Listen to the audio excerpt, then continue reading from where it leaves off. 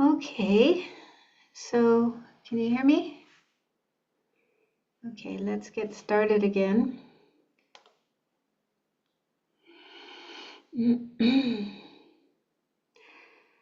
So these methods in Buddhism for making use of problems and difficulties, stressful situations, and learning to manage them better, and even transform them into happiness, into the path.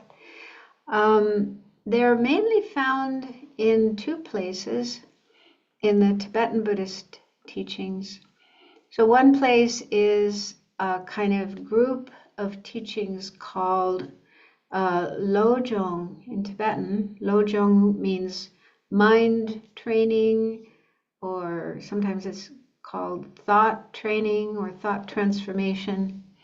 And so those teachings were developed in Tibet based on the Indian Buddhist classics, the great texts. And they're mainly about how to become less self-centered. This is a big problem, thinking having a big ego and a strong feeling of self-importance, like I am more important than others. I am the center of the universe. And so everything revolves around I, me. And yeah, so being very attached to oneself and not so concerned about others. So that attitude is seen as a big a cause of problems, and also an obstacle to becoming a Buddha, to developing our potential for enlightenment. And so, there's all these teachings on how to work on our mind to reduce self-centeredness and increase altruism, concern for others. And within those teachings, there's this section called transforming problems into the path. How to use difficulties that we have in life and actually help use them to have more compassion, more love, more altruism, more wisdom, and so on. So they can actually help us get further on the spiritual path. So that's one place where we find these methods. Another place is in the teachings on patience. Patience is a very beautiful quality. The main type of patience is learning how to deal with difficult people and difficult situations without getting angry. Yeah, our usual response, especially when somebody's behaving in a harmful way, we tend to get angry and even, aggressive towards them. And so patience is learning how to not react that way, not be angry, but be more patient. But there's also a kind of patience when it comes to difficult situations, like illness or other kinds of problems that happen in our life, where we could become discouraged, depressed, unhappy, and so on. And those reactions aren't helpful. So there's also teachings on, how to use these difficult circumstances without getting depressed. And yeah, so that's also a kind of patience. So there's those two places where we find these methods, these techniques. And so Lama Tsong Khapa, who is the main founder of our tradition, the Gelugpa tradition of Tibetan Buddhism, in one of his books, the great treatise on the stages of the path, when explaining patience, he says we must know how to deal with problems, how to deal with suffering. Otherwise, there's two dangers, two bad things that can happen. One is that we may become angry, hostile, and that's not a good attitude, a good state of mind. The other danger is we may become discouraged in our practice and even think about giving up. Right? So when problems happen, if we don't know how to manage them well, wisely, then we might lose our enthusiasm to practice, to engage in meditation and spiritual practice. So either of those two, getting angry or getting discouraged and giving up, these are things to be avoided. It would be very unfortunate if that would happen. And so it's for practitioners, for those who want to follow a spiritual path, it's particularly important to learn how to deal with suffering and problems. But even for those who aren't following a spiritual path, who are just living an ordinary life, I think it's still useful to know how to deal with suffering and problems, because they happen. We can't avoid them. It's impossible to go through life and never experience any problems. And if we don't know how to manage problems, then again, they can lead to a lot of unhappiness, anger, even wanting to commit suicide. Yeah. And so I think for everyone in the world, it's useful to know ways of dealing with problems, with difficulties, and managing them. Okay, so let's go back to the file and look at some more points. I wanted to share with you some Buddhist views about happiness and suffering. What does Buddhism have to say about those?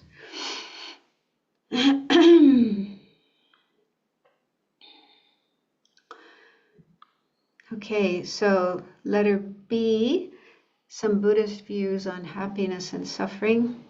So the first one is, I've already mentioned this one, that suffering is a natural part of life. Life meaning life in samsara, unenlightened existence. Yeah. So as long as we are not enlightened, awakened, then, and we're still just ordinary, unenlightened beings, then we do experience suffering and problems. However, suffering and problems are not permanent. They are impermanent. And the meaning of impermanent, Buddhism talks a lot about impermanence. The meaning of impermanence is that it changes. They change. So we all know that. If we think about it, we have problems and they are there for a while in our life, but eventually they pass away. They don't last forever. Problems come and go. And even if, in some cases, it may be like a chronic illness or injury that's never going to completely go away. But our attitude about this problem can change. Like in the beginning, when it first happens, we may feel, oh no, this is terrible. I can't deal with this. But then, we do find ways of dealing with it, or we just get used to it. And eventually it doesn't bother us so much more. We just accept it. That's part of our life. So our attitude can change. So there's no problem that is permanent. And also our mind, our attitude is not permanent. And this is actually really helpful. This itself is really helpful to keep in mind, because I notice in myself this idea when a problem happens, like maybe sometimes I wake up in the morning and I'm feeling kind of depressed, right? And I can see in my mind this little voice that's saying, oh, I'm going to be like this forever. I'm going to always feel this way. It's never going to go away. It's never going to change. I don't do that deliberately. I don't sort of deliberately think that way. It's just a kind of reaction that comes up. Maybe you've noticed that as well. Some some unpleasant thing happens and you may feel, oh no, it's going to be like this forever. It's never going to go away. Yeah? Well, that's not true. Yeah? It may be there for a while, but eventually, sooner or later, it will go away. So it's really helpful to keep that in mind, to keep impermanence in mind. Remember that things are impermanent, not permanent. Okay, next, the second point. Everyone has the right and the ability to be happy and free from suffering. Now, that may sound like simple, but I don't think everyone understands that. I remember once I was teaching a course and I mentioned this, and I said, we all have the right to be happy. We all deserve to be happy. We should be happy. And one woman was like, she was so surprised, and she even put up her hand afterwards and she said, is that really true? Are you sure about that? And I don't know why she was puzzled by that, but maybe she thought that she didn't deserve to be happy. So maybe some people are like that. Maybe some people do have that idea that, okay, other people can be happy, but not me. I can't be happy. I don't deserve to be happy. You might even think, oh, I've done so many bad things. I've hurt so many people. I don't deserve happiness. Yeah? Do you think there are people who think that way, who feel that way?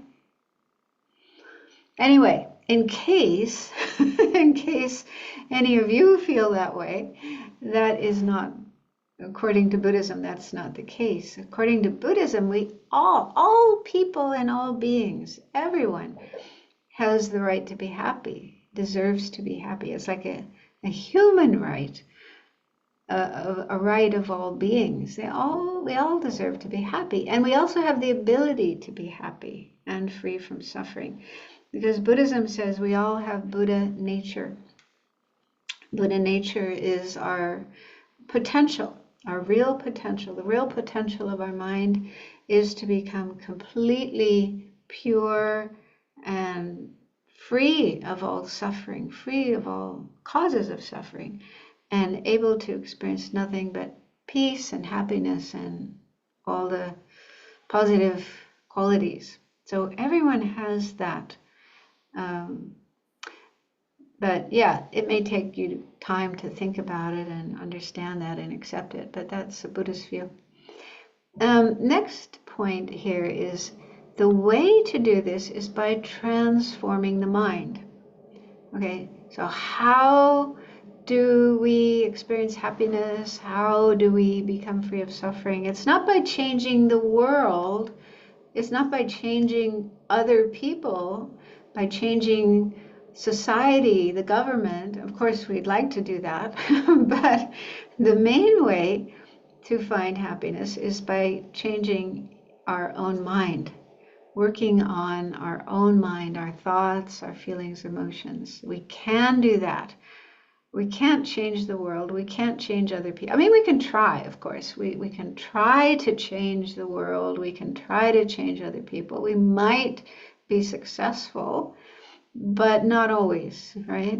But what we can change is our own mind, our own way of thinking, and that's our main job, our main task in the Buddhism is by working on our own mind. There's this wonderful verse or pair of verses in a text by Shantideva. He was a great Indian master in the 8th century, I think. His text is called The Guide to the Bodhisattva's Way of Life. Some of you may have studied it. It's a beautiful text. And in there, he has this lovely analogy about, I'll just paraphrase it, that he says, he talks about how somebody wanting to be able to go anywhere in the world and never getting their feet hurt by, stones and thorns and things like that. And they think, okay, if I cover the whole world with leather, then I can walk anywhere and nothing will hurt my feet. Well, that is completely unrealistic. We'd never be able to find enough leather to be able to do that, and it would just take too much time. So it's crazy to think that way, to think I want to cover the whole world with leather. But on the other hand, if we cover our own feet, which is what we do, right? We make shoes, we put shoes on our feet, and then wherever we go, wherever we walk, our feet will be protected. They won't get cut by stones and thorns and so on. So that's the practical way of protecting our feet. And so he uses that as an analogy for our mind. Yeah, if we think that we could get rid of all the difficult people and difficult situations in the world so that we would never meet anyone who's difficult, harmful, we would never meet any problems, that's just not realistic. It's just not possible to eliminate all the problems and all the difficult people in the world, right? We can't do that.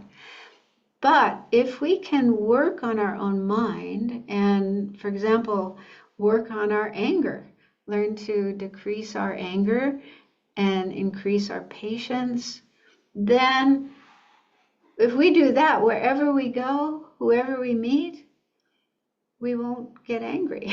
We'll know how to not get angry. Yeah? So instead of trying to change the world, we change ourselves. We change our own mind. And that's the practical solution. That's the Buddhist way, transforming our mind, working on our mind. Then the next point is a quotation from the Dalai Lama. Oh, wait a minute. You went too far. Yeah, the last point there on that page. It's a quotation from the Dalai Lama in a book called The Art of Happiness. I hope you have that in French. It's a really beautiful book. And in that book he says, I believe that the very purpose of our life is to seek happiness. So that's the Dalai Lama on, happiness and how, yeah, we should be happy.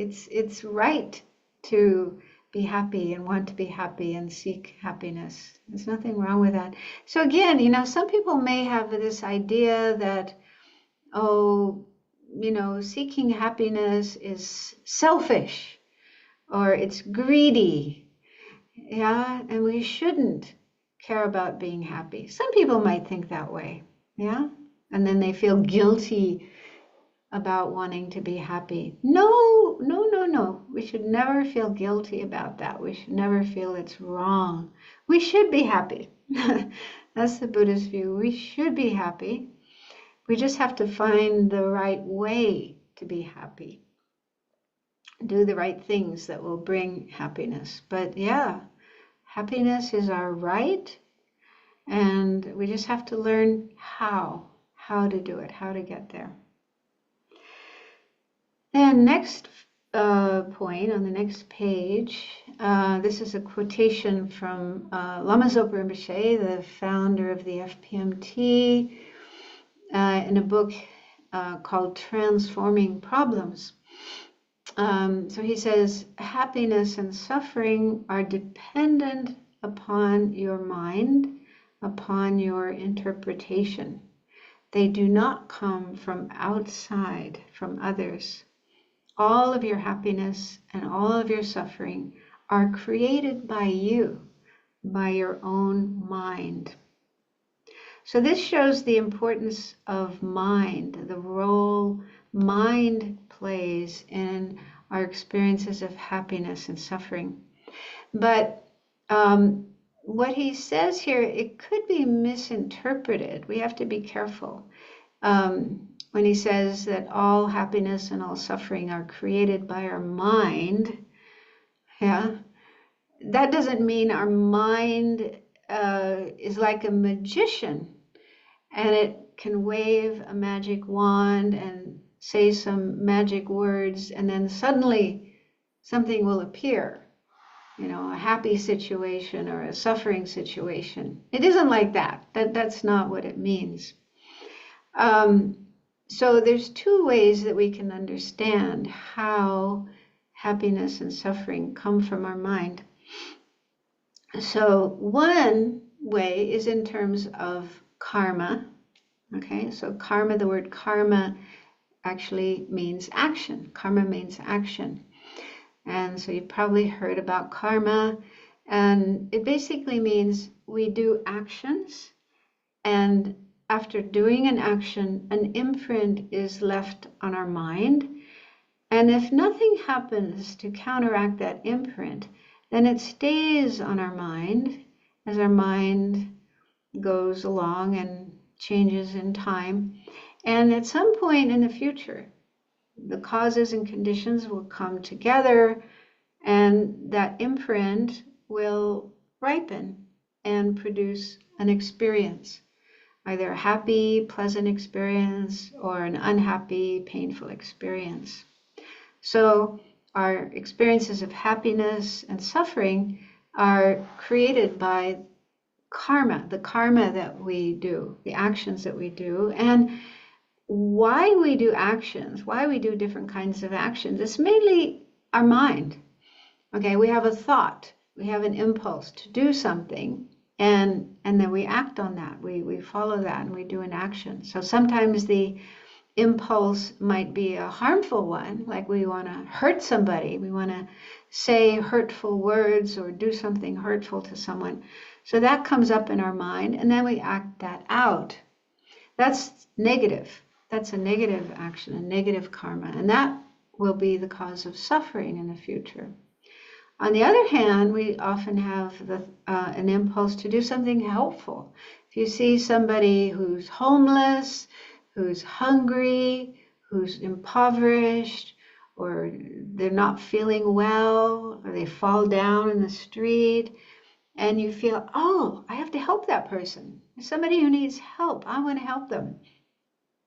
So that's a positive impulse. And if we act on that, we do what we can to help that person, then that becomes something good, positive.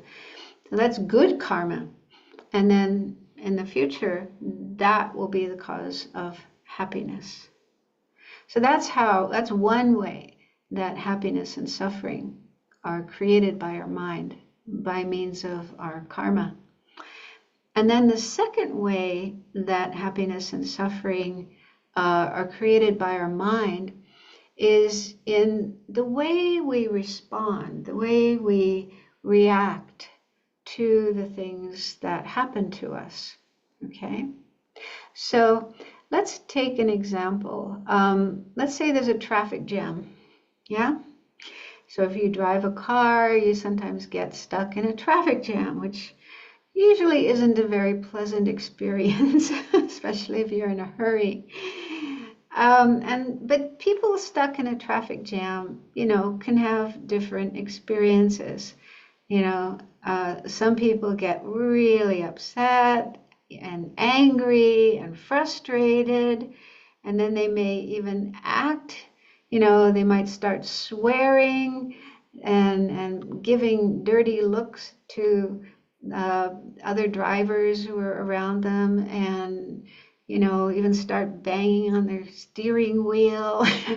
And yeah, I mean, in America, we have what's called road rage. I don't know if that happens in France, but people sometimes get so angry in traffic jams that they even act violently. If they have a gun, they sometimes pull out their gun and shoot somebody, or they drive their car in a really violent way and damage other cars. So yeah, so that's what happens with some people. So for people like that, that situation becomes suffering, and it's because of their mind, because of what's going on in their mind.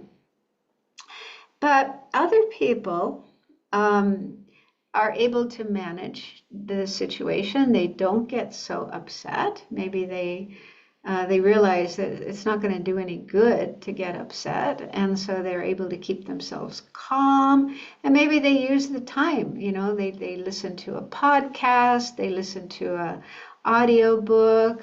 If they are a religious person, they may say prayers, mantras, and, practice mindfulness. So there's other things you can do while you're in that situation where you can keep your mind calm and positive and even make good use of that situation. And so, so there are people who can do that. And so for them, that situation doesn't become suffering. It may even become happiness. They feel good about what they're doing. So that's just an example that shows how, the suffering or the happiness or the peace in that experience isn't coming from outside. It isn't coming from the traffic jam, but it's coming from inside. It's because of what the people are doing in their minds. They know how to, the second person knows how to manage their mind. The first person doesn't. They don't know how to manage their mind. But again, we can learn how to do that. There are techniques we can learn and use so that we don't get so unhappy and miserable in such situations. Okay, then, so the next point is about a sutra taught by the Buddha. This is actually in the Pali Canon, the collection of sutras used in Theravada Buddhism, like countries like Thailand and Sri Lanka, Burma, and so on. So this sutra is called the Salata Sutra.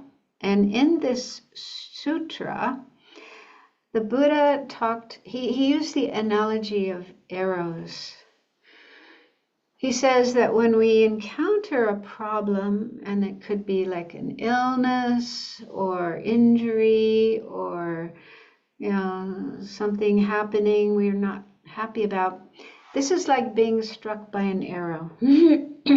Okay, it's like being somebody has shot us with an arrow. It's painful. So he's acknowledging that there are painful experiences in our life. Okay. But then, depending on how we react, how we respond to that problem, then we could kind of shoot ourselves with another arrow. So if we react unwisely, like in that example I just mentioned, that the first person who gets angry and even violent, that's an example of reacting unwisely. This is like shooting yourself with another arrow. So the first arrow is already bad enough. It's painful enough. But then, shooting yourself with a second arrow is not very intelligent. It's just making your suffering worse. Creating more suffering for yourself rather than making things better. So there's a 3-step process, 3 things that happen. The first step is there's an unpleasant experience. Okay, so we injure ourselves, or we get sick, or somebody does something hurtful to us, or we lose a job. So lots of different things could happen to us. So that's like being shot with the first arrow. And then number 2, the second step is our reaction. And as I mentioned before, we sometimes react by getting upset, getting angry, thinking, why me? I don't want this. This shouldn't be happening to me. Those kind of reactions.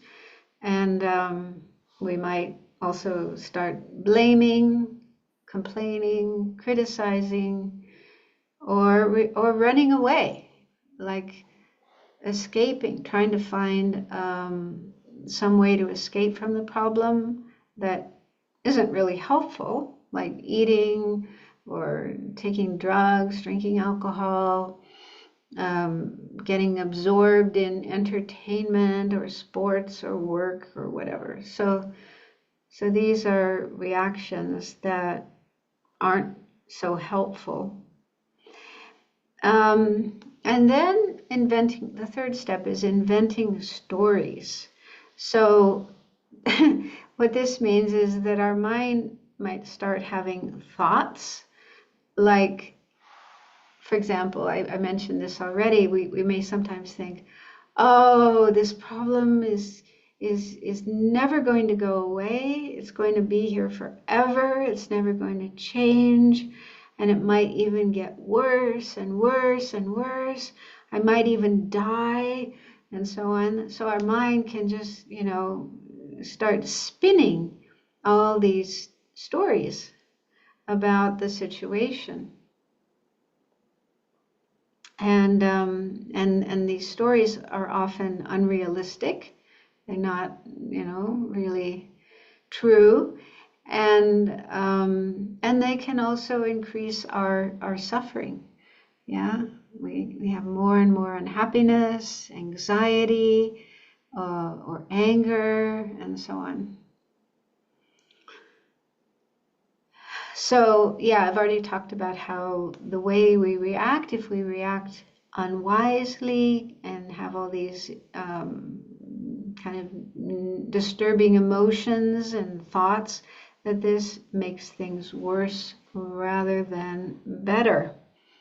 And that's why the Buddha said it's like we're shooting ourselves with another arrow. Yeah, 2 arrows are more painful than 1. And the Buddha's advice for when he was giving this teaching, he was actually teaching some of his monks, and his advice was mindfulness, practice mindfulness and use this situation instead of reacting unwisely. Use this situation to remember the Dharma, remember the teachings, and so on. So I'll talk more about that a little later. But I just like to mention there's a book called Buddha's Brain, which probably exists in French. It's been around a while. The author of the book is Rick Hansen. He's a neuropsychologist as well as a meditator. He has studied Buddhism, he practices Buddhism, he teaches meditation. So he knows a lot about Buddhism, but he also knows a lot about neuroscience, like the brain. It's a really nice book. I really like reading it. It's very easy to read. He talks about the brain in an easy way.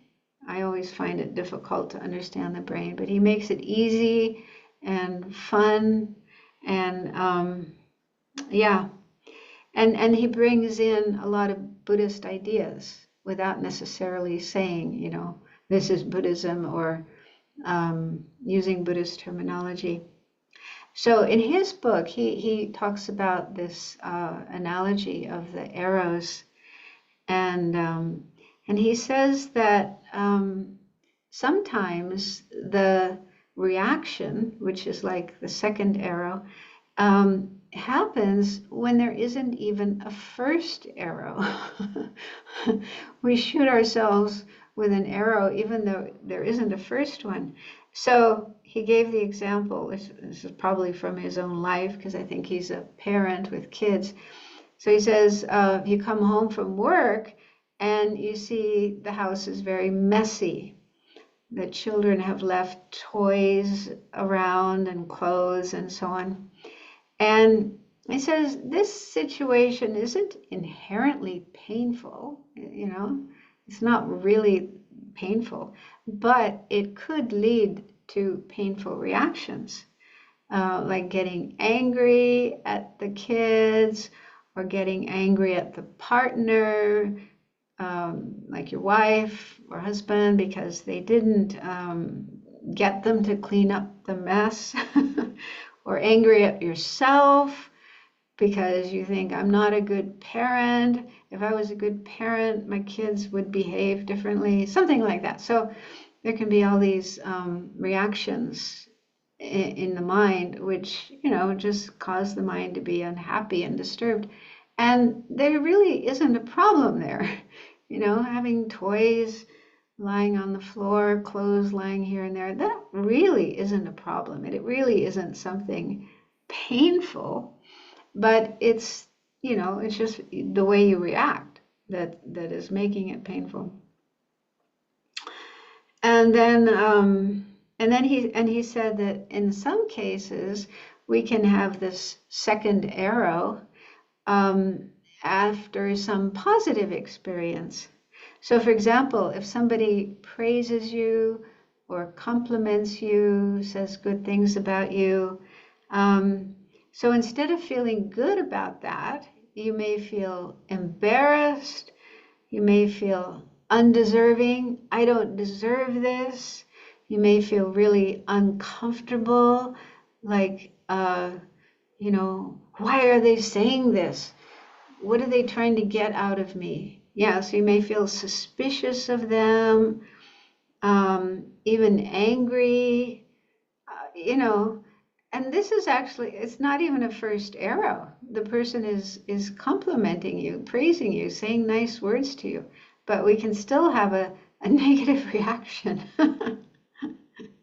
So the point is, our mind, the way we think, the way we feel, the way we react to the situations we find ourselves in, we are like shooting ourselves with an arrow. We're making unnecessary suffering for ourselves.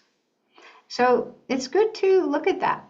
It's good to become aware of our mind, our thoughts, our emotions, and recognize when this kind of thing is happening. And fortunately, it is possible to change this. Yeah, we, as I said already, we can change our thoughts, our emotions, the way we think. Yeah.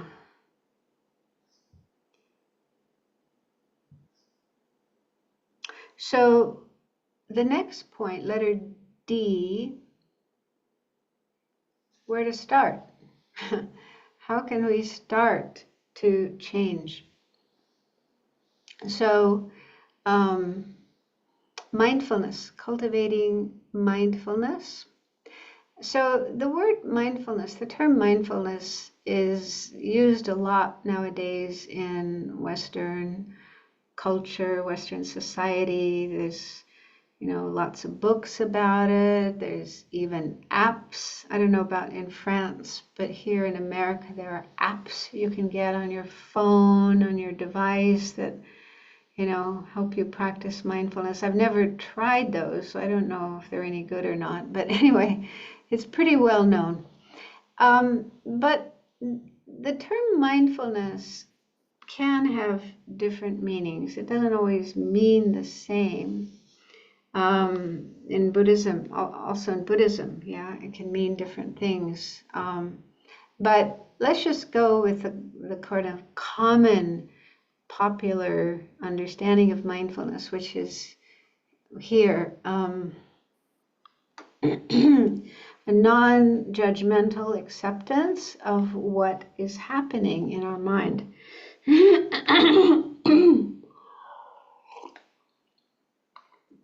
So the cultivation of mindfulness involves looking inward, looking at our own mind, and getting to know our mind. Now, this isn't so easy because our mind is quite complex. It's very complex. There's lots of different thoughts, different emotions, different memories, different images, and it's changing all the time. So from one moment to the next, different things can be arising in our mind. And it's actually very difficult to keep track of everything, to be fully aware of everything that's going on in our mind. But we should at least, like in the beginning, try to notice the most obvious and especially the most kind of dangerous thoughts or emotions that arise in our mind, and learn how to manage them, learn how to deal with them. So for example, thoughts to do something harmful, to speak words that might hurt somebody's feelings, or to act, use our body in some way that would be harmful. So according to Buddhism, that's the real purpose of the practice of mindfulness, is to watch our mind and guard our mind, like protect our mind from negative, harmful thoughts and emotions.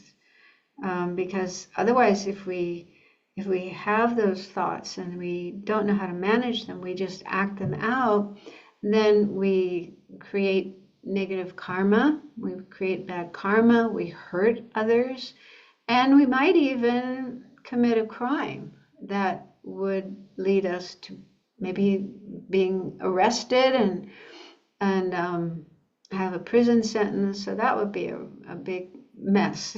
We'd make a big mess of our life if we do that. And so to avoid all those problems, then we learn to watch our mind, observe our mind. And I mean, here it says a non-judgmental acceptance of what is happening in our mind.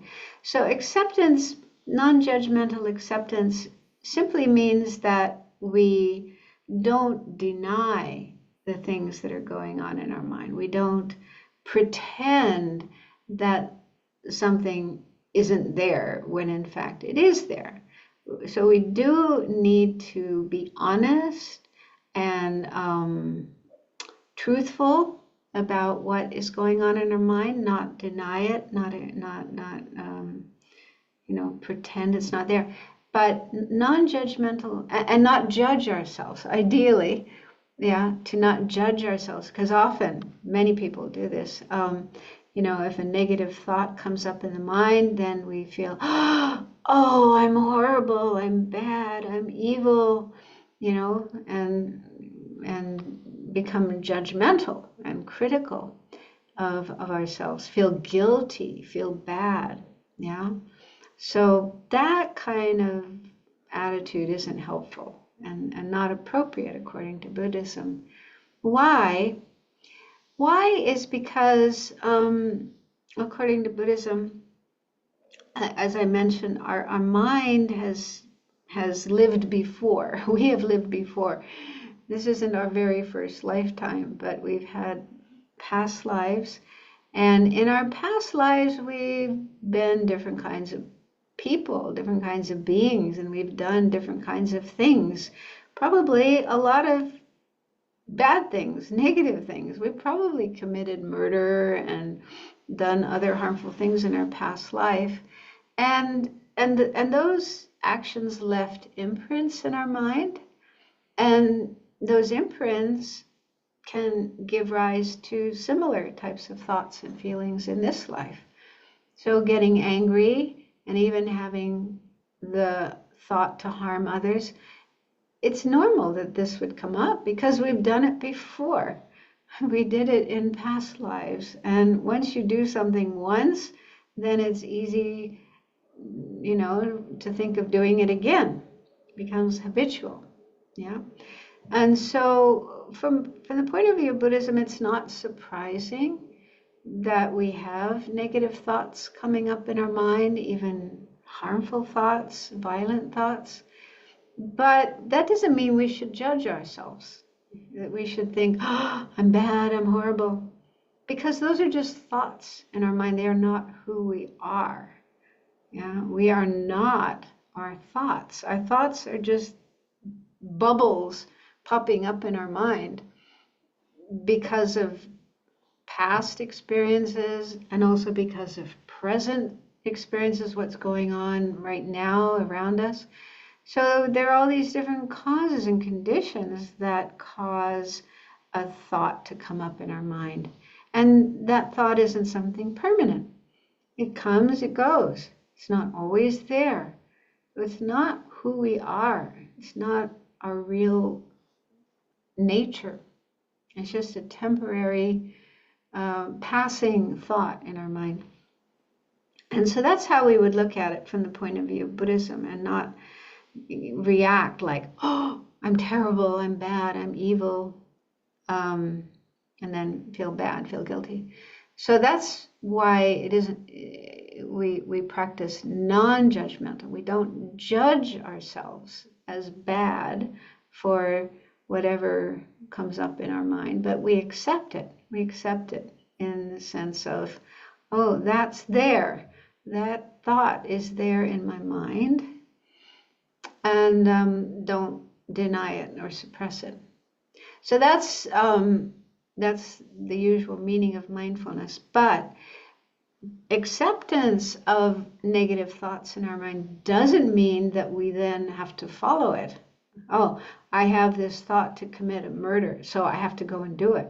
I think most people realize, no, just because you have that thought coming up in your mind, you can say, no, I am not going to do that. That would not be a good idea. That would just get me into trouble, and it would create a lot of suffering and problems for everybody. I'm not going to do that.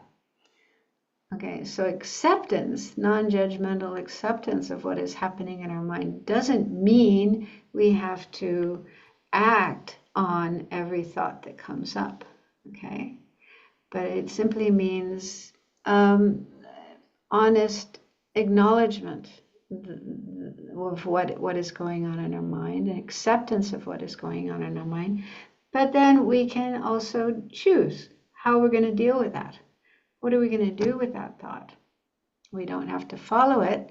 And as I've been saying all along, we can work on changing those thoughts. We can change it into something different. We can either just let go of it. We can also just say, no, I am not going to do that, and put it aside and do something else instead. But we can also change our mind. We can contemplate, for example, we can contemplate karma. Think about karma, and oh yeah, if I act out this thought, I will create bad karma, and that will be bad for me in the future, but it's also bad for other people. So you can think about karma. You can also think about compassion. I'll be sharing later more of the specific techniques that we can use to change our mind. But anyway, the point I'm making here is to develop this ability to be aware of what is happening in our mind, and do this with a kind of discriminating intelligence that understands what is positive and what is negative, what is virtuous, what is non-virtuous, what is beneficial, what is harmful.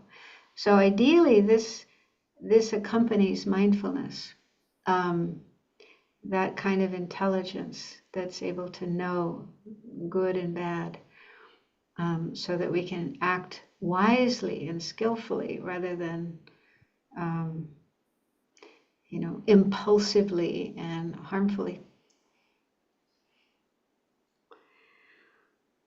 Then the second point here, this is from a book by Thich Nhat Hanh. I hope this exists in French. It's a beautiful book.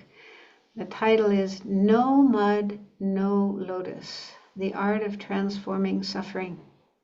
It's just a little book, and Thich Nhat Hanh's style is so simple. He makes things very simple, very clear, very easy to understand, and very inviting as well. I find, when he explains things, I just feel like, yes, I want to do that. I want to practice that.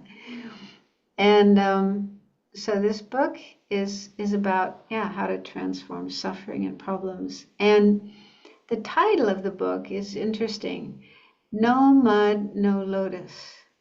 So the lotus is used in Buddhism as a symbol of enlightenment, awakening, the Buddha's state, because a lotus only grows in a muddy pond. It doesn't grow in clean water. It needs water that's muddy, that's dirty, that's yucky in order to grow. And then, so the root is in this muddy water, and then the stem comes up above the water, and then the flower opens up, and it's completely clean. Yeah, it's not dirty, it's not muddy, it's very, very clean and pure. So that's used as a symbol for an enlightened being, because enlightened beings like the Buddha arise in the world with all its messiness, with all its dirtiness, with all the mud of the world, all the suffering, all the problems, all the delusions of the world. So that's where you find enlightened beings. They start off in this muddiness of the world, but then they're able to rise above the world and have a totally open, pure mind, the mind of enlightenment. And so the title here is No Mud, No Lotus, meaning if you don't have mud, you won't have a lotus. If you don't have suffering and problems and difficulties, you won't have enlightenment. Yeah? We actually need problems and difficulties to learn how to rise above them, how to transform them, and how to cultivate the qualities of enlightenment, like wisdom and compassion. Yeah? If we don't have suffering and problems, we won't be able to do the work that needs to be done to reach enlightenment. So it's a really beautiful idea, a really beautiful title to say, no mud, no lotus. If you don't have problems, you won't reach enlightenment. So anyway, he has some really wonderful methods in there. And at the end of this file, which you can get copies of, I think the center can maybe put it in the chat box or email to you, so you can get copies of that. So right at the very end, I have a list of books like this one that talk about this topic. So if you want to read more about it, and you can get those books. Okay, so in that book, this quotation, Thich Nhat Hanh says his advice is meditate and think, breathing in, I know that I'm suffering. Breathing out, I say hello to my suffering. So he teaches meditation on the breath. He teaches lots of different kinds of meditation, but one is meditation on the breathing. So being aware of the breath coming in and going out.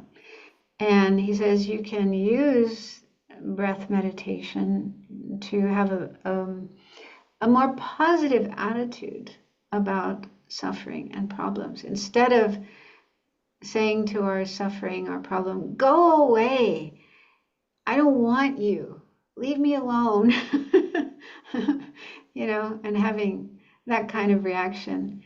His recommendation is acceptance of suffering. So he says, when you have some problem, there's some problem in your life, it could be something physical discomfort or pain, or something emotional, something you're unhappy about. So instead of rejecting it, pushing it away, trying to get rid of it, he says it's better to accept it. And this is one advice he has.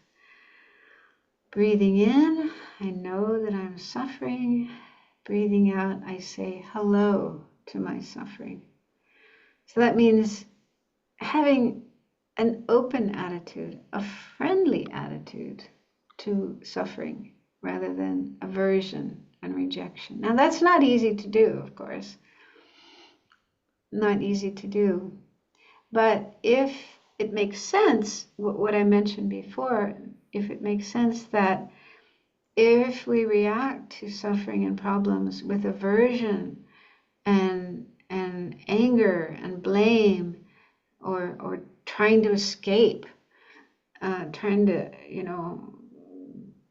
numb ourselves with alcohol or drugs or food or entertainment, and just trying to avoid the problem, it doesn't work. The problem will not go away by doing those things. It doesn't go away. And instead, we're just making things worse. We're having more problems, adding more problems, shooting ourselves with more arrows. So this is another approach, is to say hello. Hello. Hello, problem. Let's have a talk. Yeah, let's have a talk. What's going on here? And how can I solve this problem? Rather than trying to avoid it, trying to run away from it.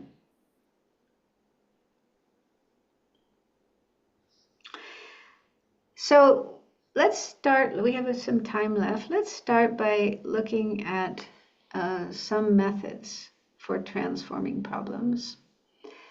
So there's a number of these methods. We won't look at all of them today, but let's look at the first one, because this is one of my favorite ones. And this comes from Shantideva. I mentioned already this Indian master from the 8th century, and he wrote this text, Guide to the Bodhisattva's Way of Life. And so there's this wonderful verse in that text. It's in chapter 6, verse 10. And what he says is, why be unhappy about something if it can be remedied?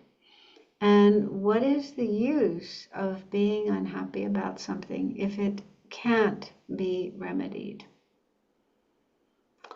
So, in other words, when we face a problem, we can check if there is a solution. Is there something I can do about this problem, a remedy, a solution? In some cases, there are remedies, there are things we can do.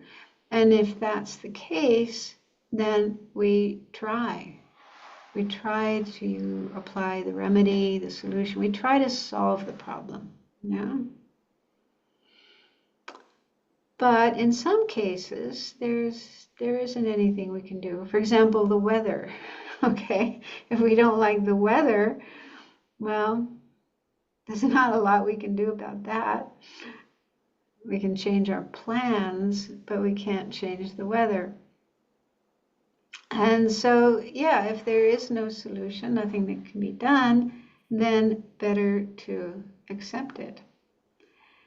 Just to be unhappy, just sitting around feeling unhappy, feeling worried, feeling anxious, depressed, angry, those kind of reactions don't help at all. Yeah. So this method is very, very helpful. I was once talking, or actually I was doing an interview for a little newsletter with one of my teachers, a Lama, Lama Zopa Rinpoche, wonderful Lama.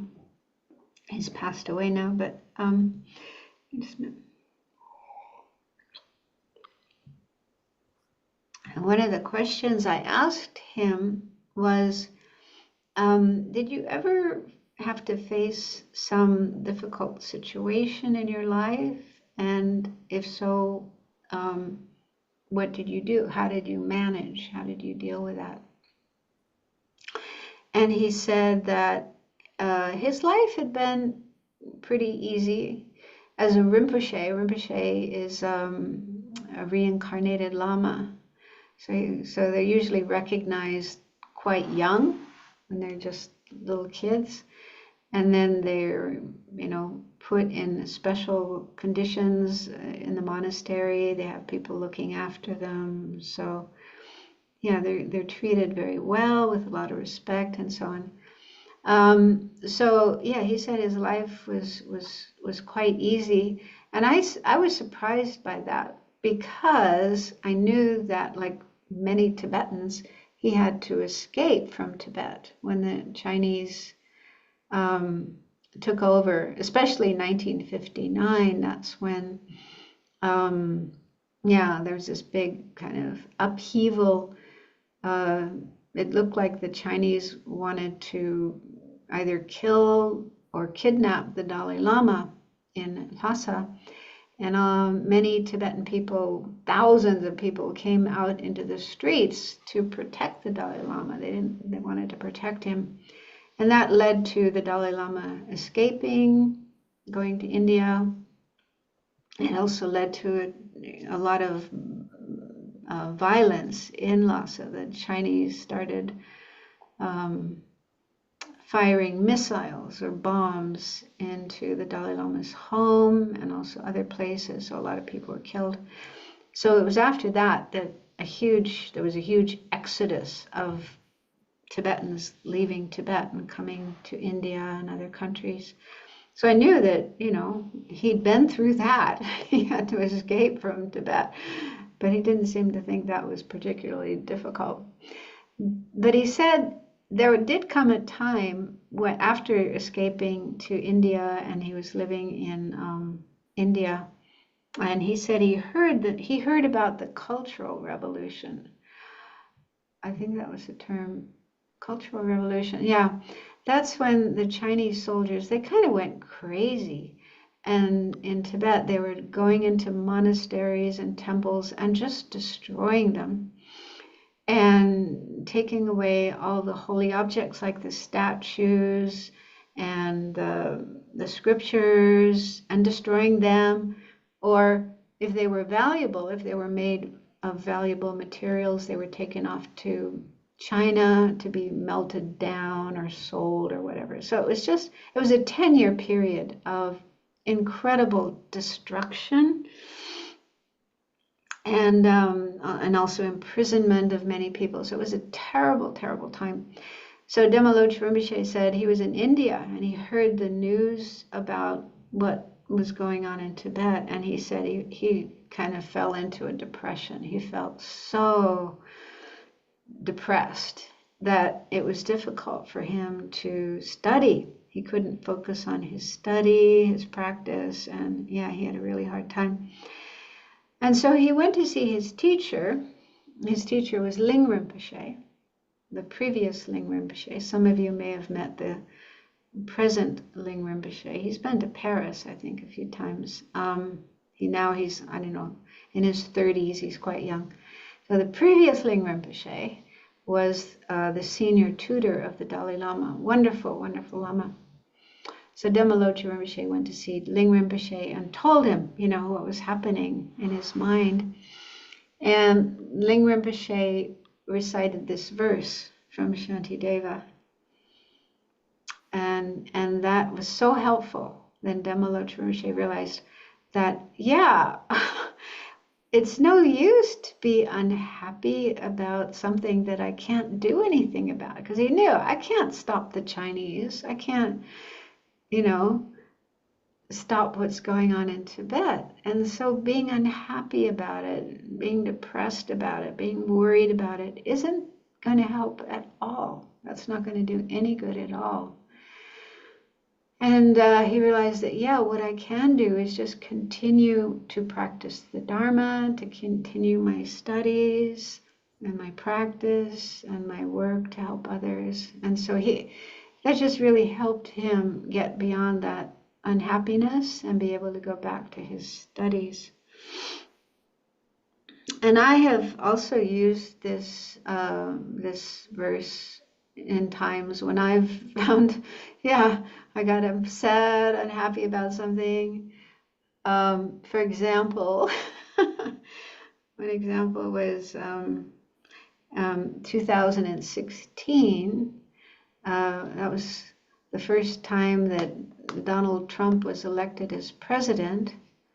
And I was very unhappy about that and very worried, very anxious because of, things that he'd been saying and doing. And I thought, if this person becomes president, it's going to be terrible.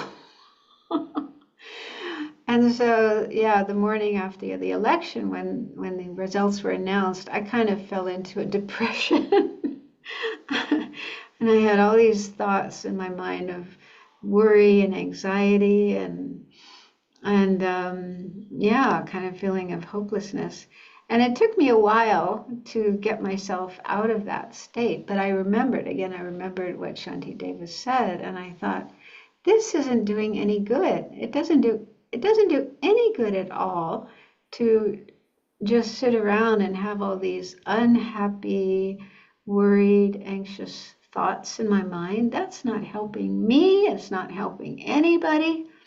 And I can't change this situation. It's not possible. Once somebody has been elected, then that's it. You can't undo that. You just have to accept it.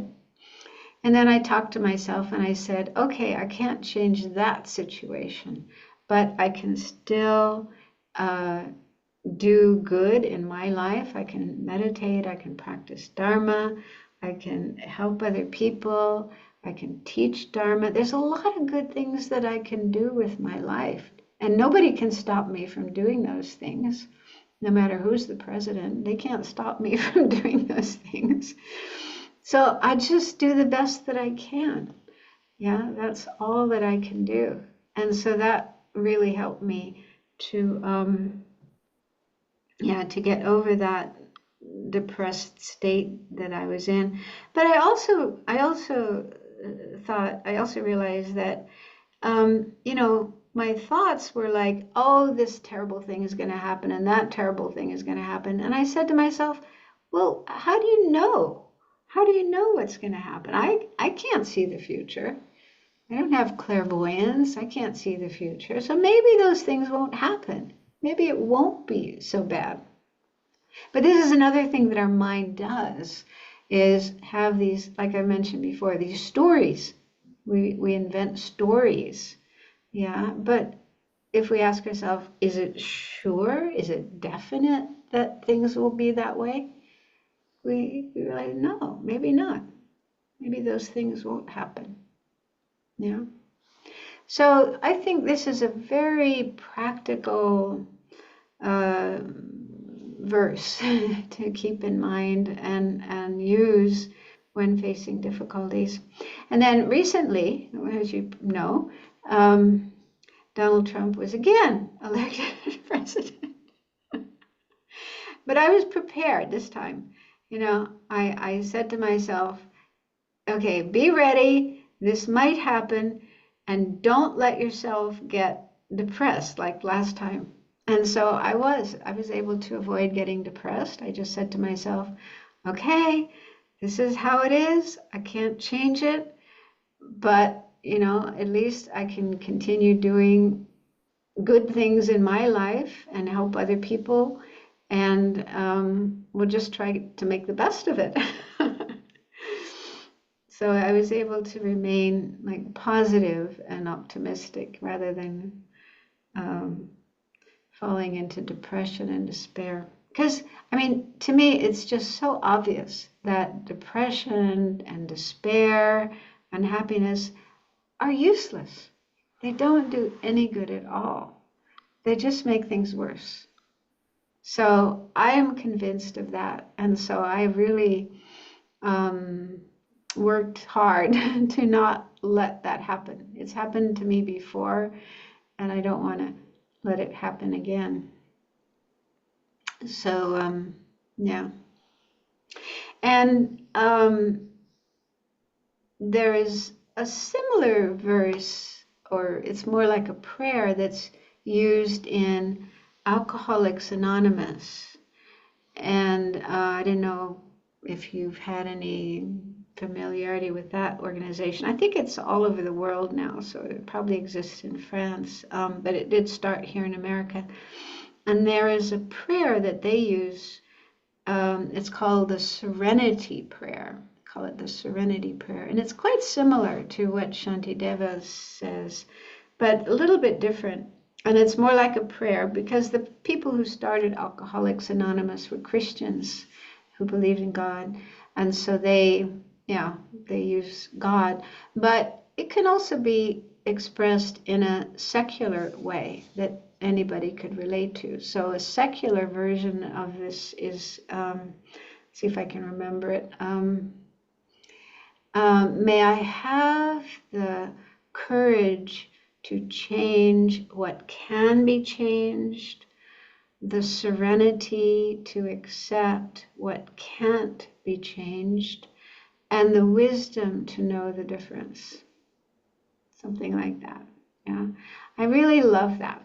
It's similar to Shantideva, but it also adds that point about wisdom, the wisdom to be able to know what I can change and what I can't change. Yeah. So sometimes it may take a little while to think about the situation and recognize, yeah, this is something that can't be changed. I can't do anything about it, so it's better to accept it. Or in some cases, yes, there is something I can do. There is something I can at least try to do to bring about a change. And that's also the case, like going back to this situation with our current president, or soon-to-be president.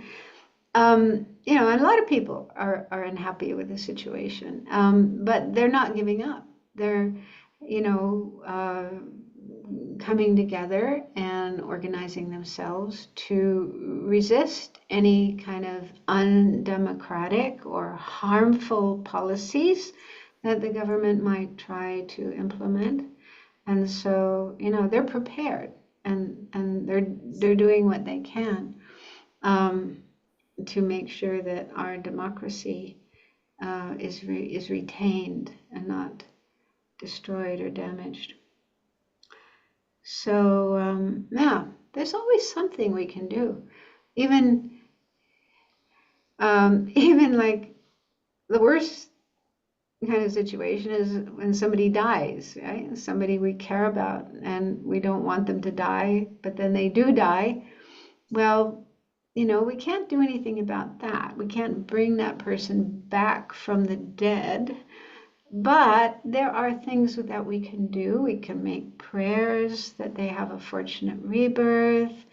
And there's other practices as well that we can do and dedicate for that person to have a fortunate rebirth. We can continue doing those practices for, you know, in our tradition, 49 days, 7 weeks after someone's passed away, and it can still benefit them.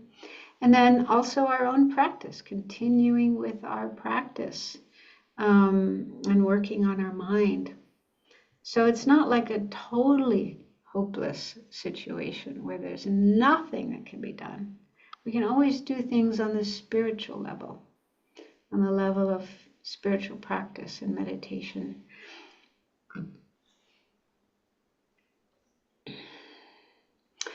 Okay, so maybe I could stop here, and I've been talking a lot, and give you a chance to ask questions.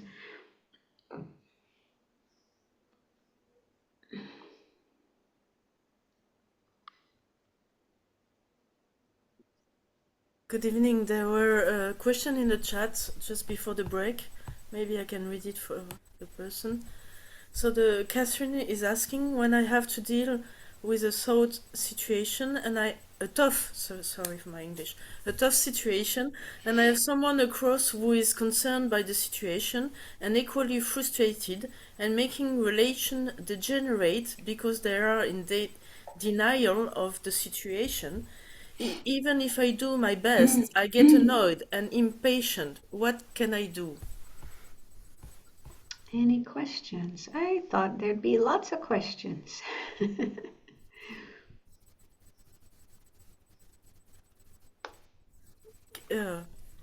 Hello, Venerable, can you hear me? Oh.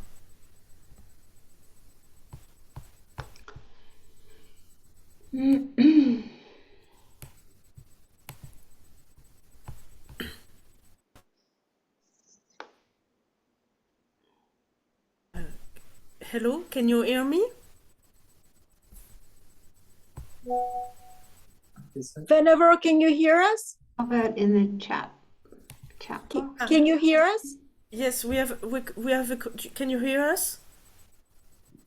No. Can you hear me?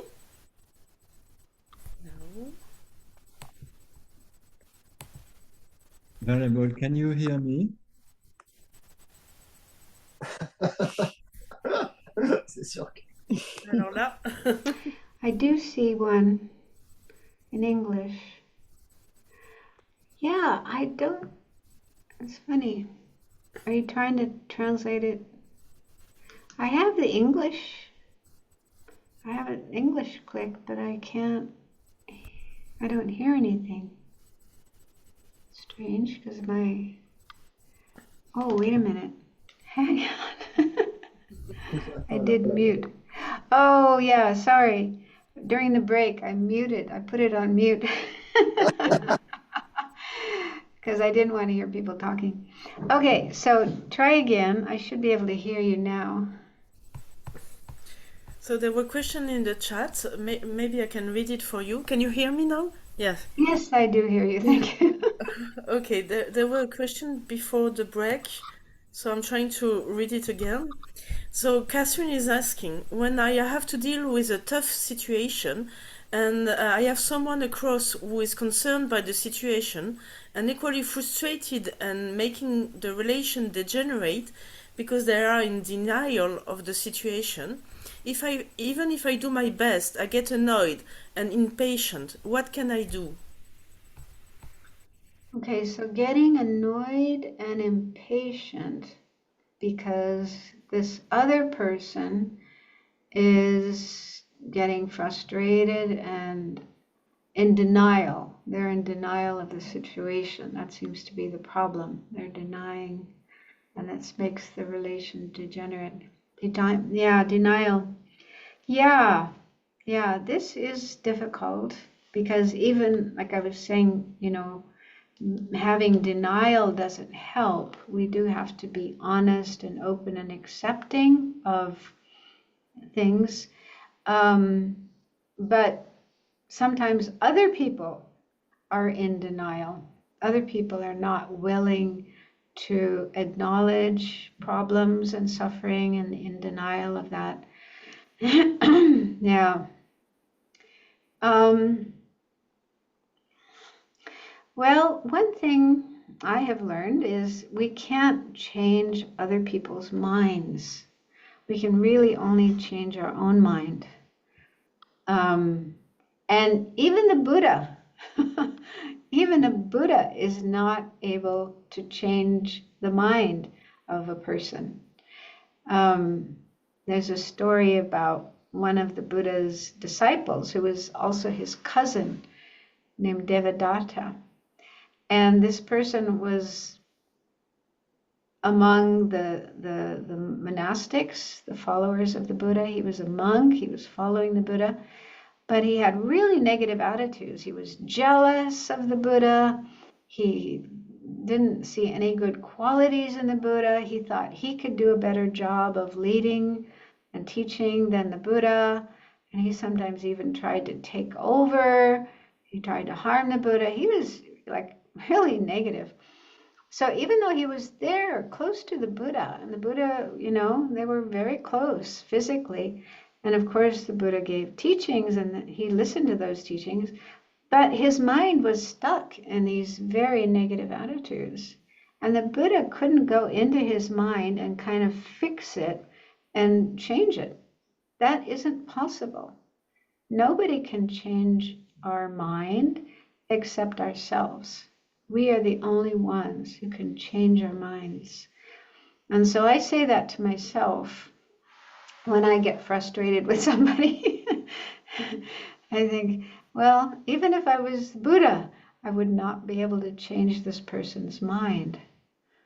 So it's just not realistic to expect that I can and get frustrated if I can. So all we can do is try. Of course, we can try. We can speak to the person. We can try to point out mistakes they're making, try to help them change. But if they don't accept what we're saying, or they refuse to accept there's any problem, we can't do anything about that. We can't change them. And so getting frustrated about that doesn't do any good, right? So what I have learned, and it took me a while to learn this, is I just have to step back and accept, okay, I tried, but this person isn't listening, isn't changing, isn't accepting what I'm saying, so I can't do any more. But we can still work on our own mind. Yeah.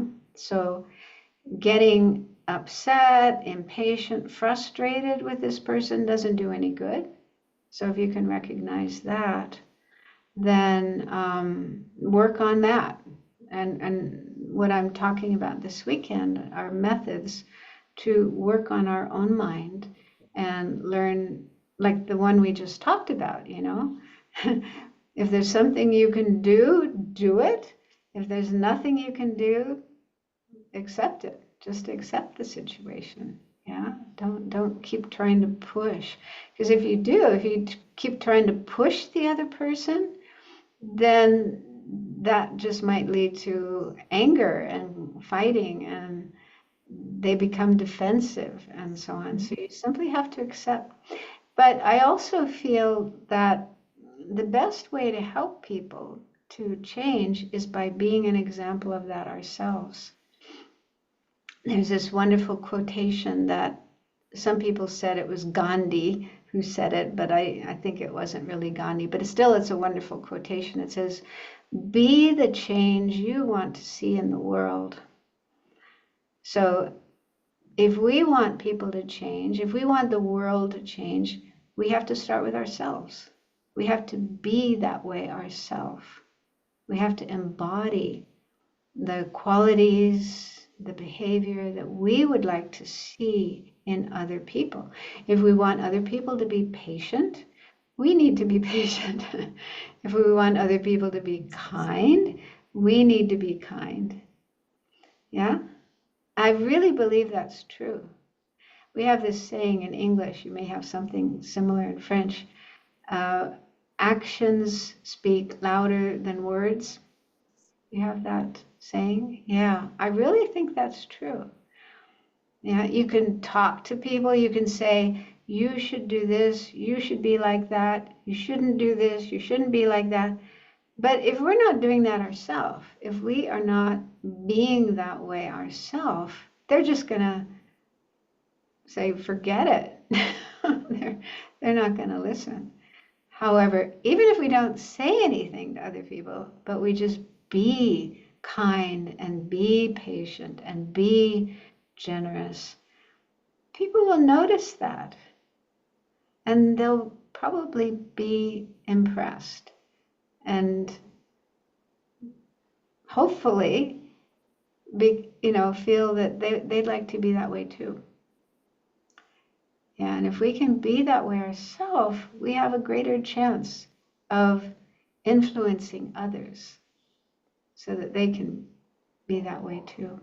So I think that's my advice about that.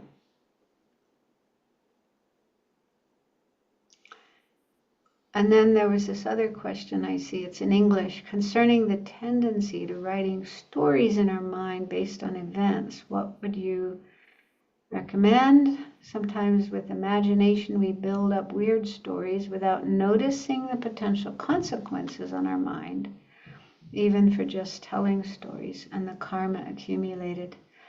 Well, again, mindfulness, just paying attention to the mind and what the mind is doing, and having this intelligence or wisdom that is able to recognize when the story is harmful and deluded and so on. Now this takes time. I mean, it takes time to get to know your mind, and it takes time also to recognize what kind of thoughts are deluded or afflicted, harmful, and what kind of thoughts are not harmful or even beneficial. So it takes time. In fact, we could easily spend our whole life working on this.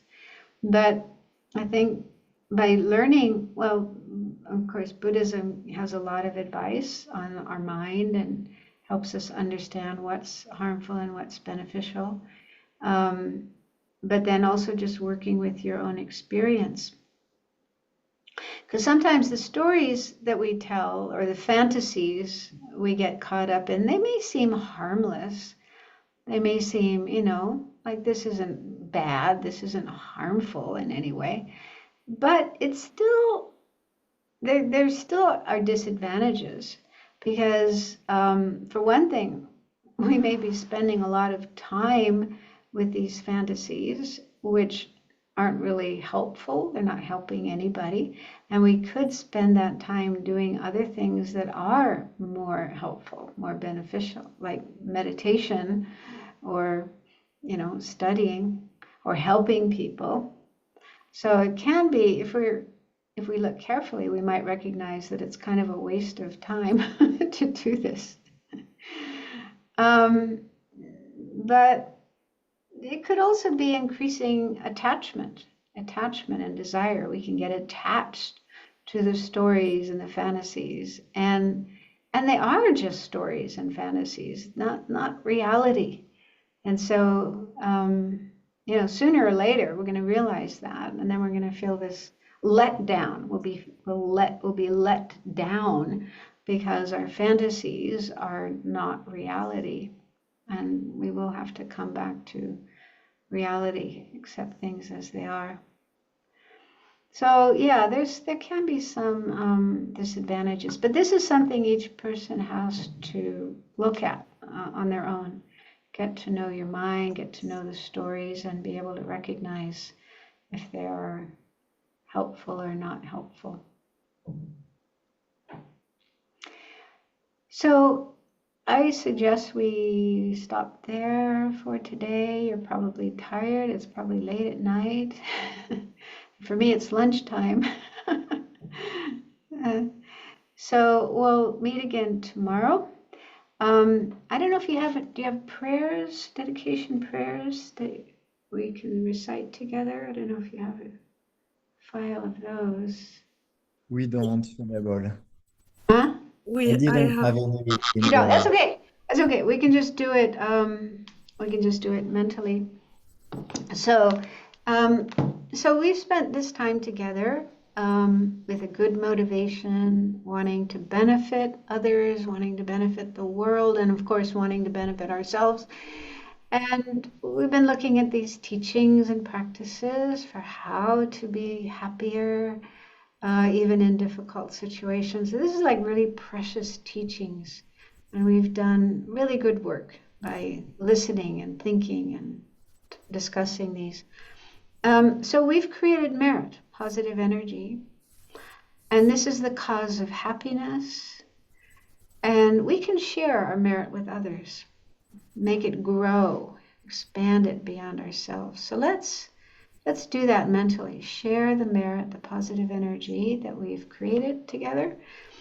May it bring peace and happiness to all people and all beings everywhere. May it help everyone have more love and compassion and kindness, and stop being angry and hateful and harmful. May everyone come to live with each other in peace and harmony and love, and get closer to awakening.